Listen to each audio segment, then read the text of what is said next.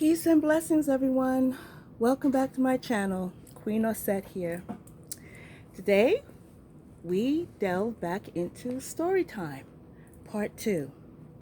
So as you can see, he's called the magician. He's called the magician, you say, but what the heck is he doing? Where's the rabbit coming out of the hat? Where's the magic? Hey, just because you can't see it doesn't mean it's not there. Are powers surrounding you right now, influencing and perhaps even controlling you that you can't see? Well, duh. And that comes from Miss Chant's Infinite Roads to Knowing book. So, as a refresher, our protagonist lost her mom and she went to Arizona to take over her mom's establishment. And let's continue. Josette had better inventory, but Mom's place had all the atmosphere. Walking into the White Magic Five and Dime was like stepping into Indiana Jones's trophy room. African masks hung on the wall beside Japanese tapestries and Indian dream catchers and a crucifix with a Jesus so battered and bloodied he looked like he had gone 10,000 rounds with Freddy Krueger. There were statues of the Buddha and the Shiva and the Virgin Mary and that tubby, armor-wearing warrior guy you sometimes see near the cash register at Chinese restaurants. My mother had always been a stone-cold atheist, of course. Churches were just competition, working a different kind of con. So either she'd done a 180 and had gone from believing in nothing to believing in everything, or, more likely, she simply overdone it with the pseudo-mystical set dressings. Christian, Buddhist, Hindu, Satanist, it was all the same to her. The chintzy merchandise, crystals, candles, charms, etc., were limited to a few tables and shelves along the walls, and the one display case that was stocked exclusively with tarot cards and a cheap-looking book about them. Near the picture window at the front of the store was a waiting area, a couch and chairs that would have been at home in a stereotypicon slide of President Taft and family, a coffee table covered with Reader's Digest and yellowing newspapers, a fountain, off, a lava lamp, off, and a fern, dead. Here the sheep would sit, patiently perusing year-old headlines and life in these United States, until it was their turn to step through the beaded curtain at the back of the room and begin their latest fleecing. Now there was a heaven my mother would believe in. I pushed through the beads and found myself in a narrow hallway, lined with oversized tarot cards. The nice ones, of course. Strength, temperance, the lovers, the star, the sun. There was no fool here, unless you counted me, and no death, at least on the wall. At the end of the hall were stairs leading up to the second floor. Beside them was a door that opened into what looked like a storage room or office. There was another doorway, this one doorless, about halfway down the hall. That was the one I went through. As I expected, it took me to a small, nookish room with a table and 2 chairs. This is where my mother had done her readings. It is also where she had been murdered. It should have been creepy standing on the spot where my mother had died, but there was no sign any crime had been committed, other than that rampant fraud. The local cops had been very tidy. Their IQs I wasn't so impressed with. What would a burglar have been after back here? Hardened criminals aren't going to bother with a B&E just so they can score zodiac charts and incense. And if the killer was an amateur, a tweaker on the prowl for loose cash, say, the crime scene would have been a lot messier. Meth heads and amateurs freak out. They stab you with ballpoint pens and beat you with lamps and rip out chunks of your skin and hair. They don't struggle or strangle you unless they've done all that other stuff first. And Eugene Wheeler has said that my mother had been strangled. I pictured it in my mind. Mom on the floor, a man's hands around her throat. After a moment, I had to blot out the image. My mother might have been dead to me, but I hadn't wanted her dead to everyone. Thinking of her murder still sickened and saddened me. I couldn't let that stop me, though. I brought the image back, only with stick figures this time. I had to run through the scenario and see if I could make sense in this little closet of a space. The room was like a confessional without a screen between penitent and priest. There was barely space for a game of Scrabble, let alone a life and death struggle. Two people could squeeze past the table, sure, but it wasn't like Mom to be cornered in any way, shape, or form. It was easier to imagine her thinking she was the one in charge, looking her killer straight in the eye. The way she always looked at people when she sat back here, over the table, over the cards. It wasn't hard to figure out where my mother would have been sitting. From one of the chairs, you could look down the hallway and see the waiting room beyond the beads. That would be Mom's spot. She'd want her soft murmurs drifting out to the next patsies in line, keeping them in their seats with a promise of wisdom or solace or good news or whatever it is they wanted to hear. I took a seat in the pigeon's chair and stretched out my arms in front of me. Lean forward, grab hold, squeeze. Sure, it could work if you were strong and if you were pissed enough. Pissed in that special way Mom could make you. You'd find the strength. So all I had to do was figure out who in town my mother had screwed over. The population here couldn't have been more than 2,000 or 3,000 people. Once I had my list of suspects, I don't know, something. I sat, I thought. Who goes to see a fortune teller? Suckers. What kind of suckers? Superstitious suckers. Superstitious suckers. Super suckers. How do you find super suckers? You give them what they want. What do they want? You just said it, Sherlock. Fortune tellers. Where do you get a fortune teller? You don't get one. You make one. You become one. Ah, and there it was. The killer would come to me. I was congratulating myself on my genius when the back door opened. There were footsteps. Then the door closed. Then more footsteps. Then the footsteps stopped. Someone was in the room at the other end of the hall, the office or whatever. That someone stayed still for a very, very long time. I stayed still too. Eventually a thought occurred to me. Wait, I'm not the one breaking and entering. I own this damn place. Who are you, I said. What are you doing here? I made my voice firm, assertive, self-assured. Yet I also got up as quietly as I could and started moving slowly down the hall toward the front door, just in case I didn't like the answers I got. Who are you? A woman said. What are you doing here? I'm calling 911. That's what I'm doing. My phone was in my jacket. My jacket was in the car. I'm calling 911, the woman said. That's what I'm doing. Hello? Yes, operator? I'd like to report a break-in. Hello? Yes, operator? I'd like to report a break-in. I made it all the way down the hall to the beads. I could turn and run for it if I wanted. I stopped. It was very, very quiet. You didn't call 911, I said.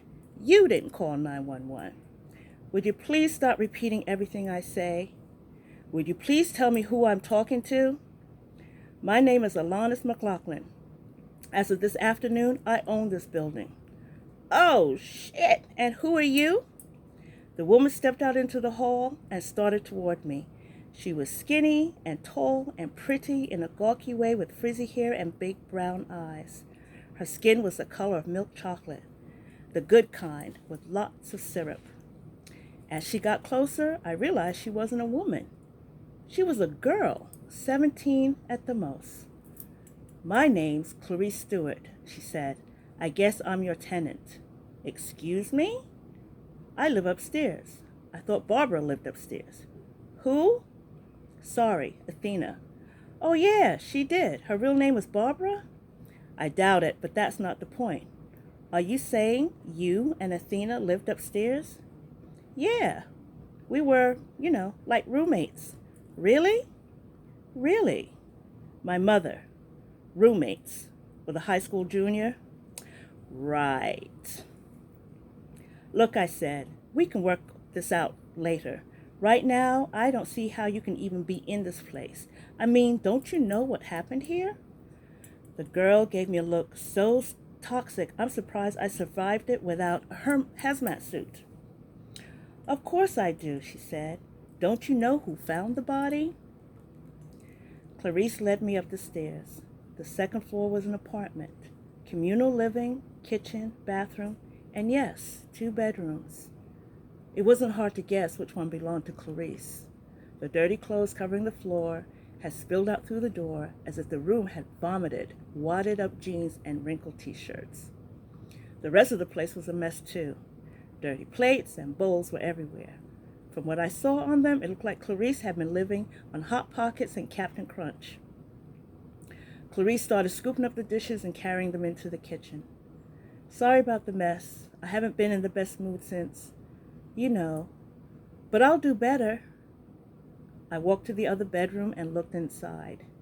Names, identities, accents, ethnicities, hairstyles, hair colors, glasses, contacts, whole wardrobes. These things came and went with my mother, but one thing had stayed the same all the way to the end. The woman was a neat freak, a place for everything and everything in its place. So you can grab what you need quickly when the inevitable time comes for a quick, quiet exit out the back. Clutter could slow you down. People as well. Mom always kept that streamlined too. There were no pictures in her room, no mementos, no hint of a past, a family, a daughter. It was as if I'd never been born, which is what I assumed my mother would have preferred. So why was I here now? How did you end up living with Athena? I said.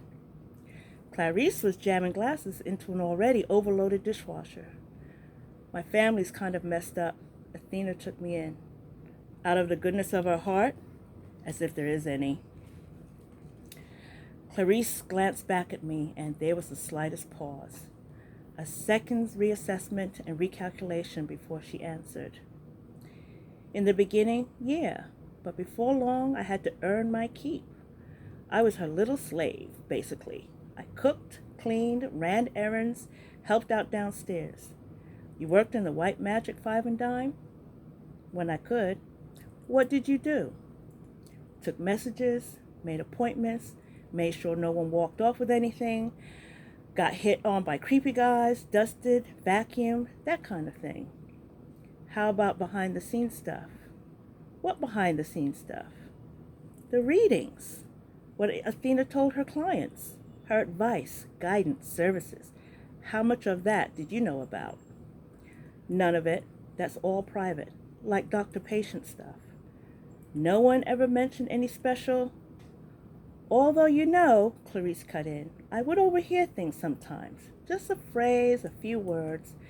There was this one time I had to go to the bathroom. So I was walking down the hall during a reading, and I thought I heard Athena say to a lady, "What you need are llamas." I was like, huh? Did I hear that right? I so wanted to stop and listen, but of course I couldn't, or Athena would be all up in my grill later. That lady never came back in, or I would have asked her, how's it going with the llamas? They look like they'd smell. I smiled and nodded and thought, llamas, my ass.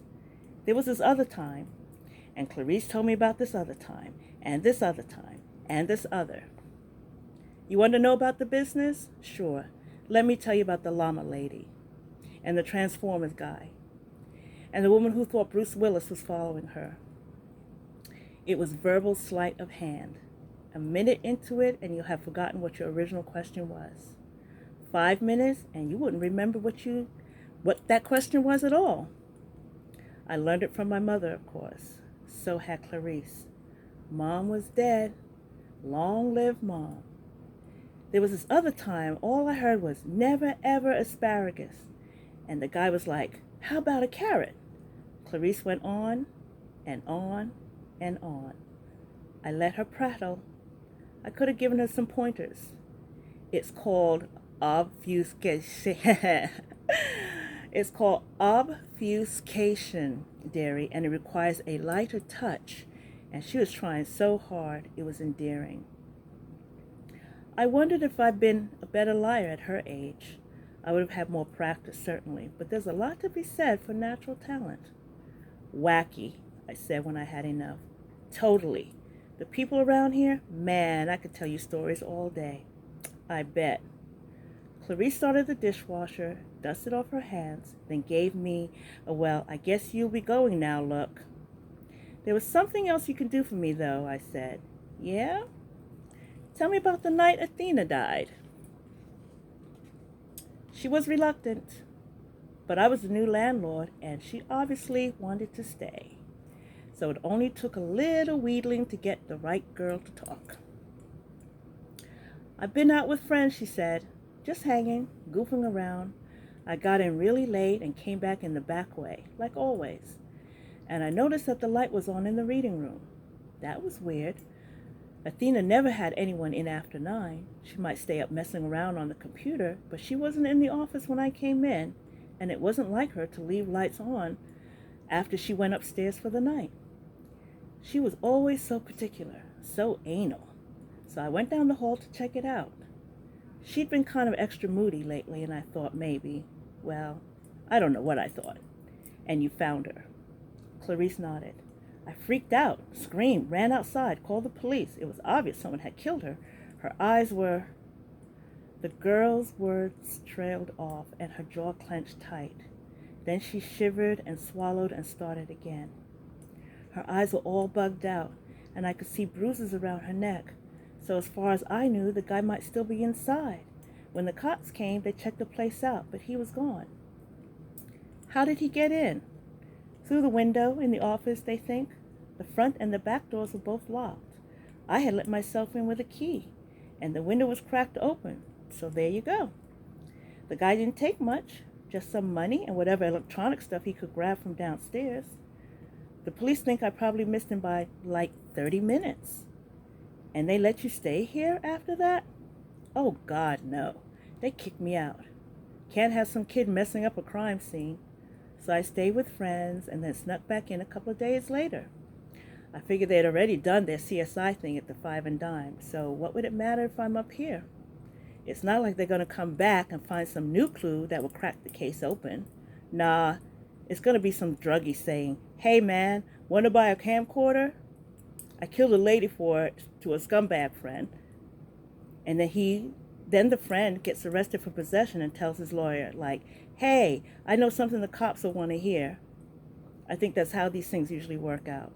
Or maybe that's just the way it looks on Law and Order. Were there cards on the table, I asked. What? On the table, in the reading room. Were there any tarot cards? I guess there's always a deck on the table. But were they spread out, like for a reading? I didn't stop to check. I was a little distracted, by the body. Try to remember, it could be important. The girl's bearing, her aura, Josette might have said, suddenly changed. Her face turned hard, her eyes darted. She was going to fight or flight on me. I don't even know why I'm talking to you. Who are you anyway? You claim that you just bought this place, but then you call Athena Barbara and start asking questions like a cop. I didn't say I bought the building. I said I own it. What difference does that make?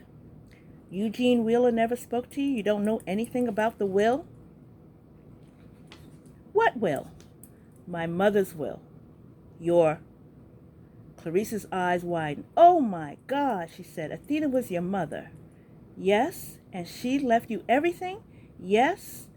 Clarice looked away. She shook her head. She started to laugh, though she looked like she wanted to cry. That bitch, she muttered. That goddamn bitch. Not the most tactful thing to say to a grieving daughter, but I couldn't argue. Look, I began.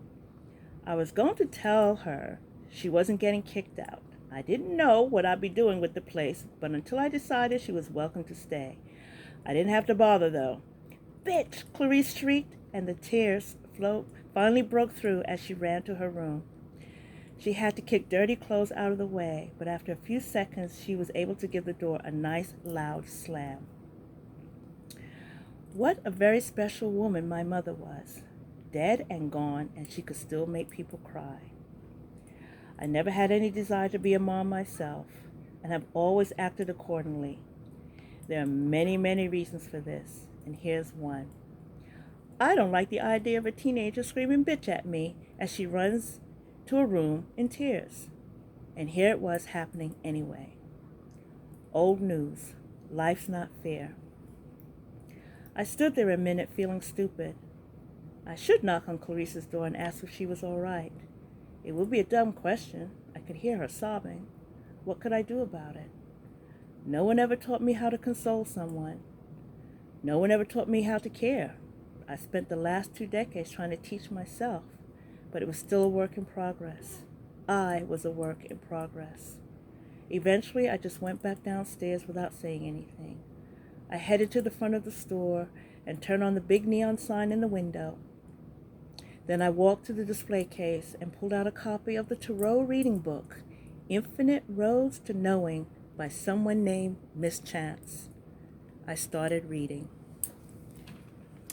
So we're going to take a minute right now, my dear followers. I'm going to get a little sip of something. I don't know what minute I am. I'm going to continue on to the next chapter.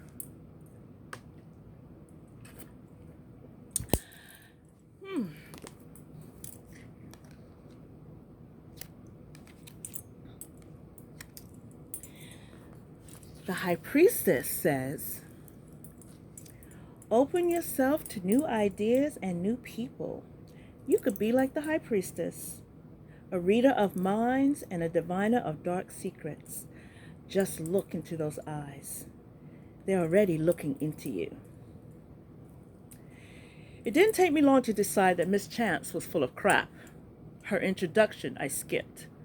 Ditto the history of tarot cards and divinatory meanings. I wanted to get straight to the how-to. You see this card, you say that. You see that card, you say this. That's all the guide to the tarot needs to be, right? Yeah, maybe. But apparently Miss Chance didn't feel that way. Each and every card got its own chapter, as many as 8 pages devoted to one little drawing that looked like it came from some weird-ass medieval comic book. And what was on those 8 pages? Stuff like this. If in the 4 suits we see the 4 elements that the ancients believed make up all things, earth, pentacles, air, swords, fire, wands, water, cups, then in the 22 cards of the major arcana, the Fool, the Magician, the High Priestess, and so on, we see something separate from and beyond the trumps, and consequently separate and beyond the material realm. Looked at like this, the cards of the minor arcana, the Queen of Pentacles, the Ace of Swords, the Eight of Wands, the Two of Cups, etc., are depictions of the physical realities that surround us, our world, and the things we do in it. While in the major, Latin for big secrets, remember, we find reflections and refractions of the archetypes that can define human identity and act as signposts on the road to knowing. Miss Chance didn't just lay it on a little thick. She backed up the IRS truck. I'm sorry, she backed up the BS truck and poured it on by the ton. Eventually, however, with much perseverance, I was able to find passages that seemed to be written in English. A few I even understood. Kind of. I found a pen and started underlining. I was putting a star next to a particularly sane sentence when the front door opened. That isn't going to fill customers with confidence, someone said. I looked up. A man stood in the doorway. He was tall, dark, and handsome. His hair and clothes were dark anyway. He was a white guy, so he could only get so dark without being sunburned. He was smirking at the tarot book. I'm just looking for typos, I said. I wrote it, and there's a new edition coming out next year. Are you here for a reading? I'm the new proprietor. Returning clients get half off their first session. The man's smirk grew smirkier. No, I never got my fortune told here, although I did always come with a lot of questions. He pulled his black leather jacket aside to reveal a badge clipped to his belt. Now it looks like I've got some questions for you, he said. I stifled a sigh and walked to the window, turned the sign off again. It had been on for all of 20 minutes. "Come on," I said. "Let's go for a walk."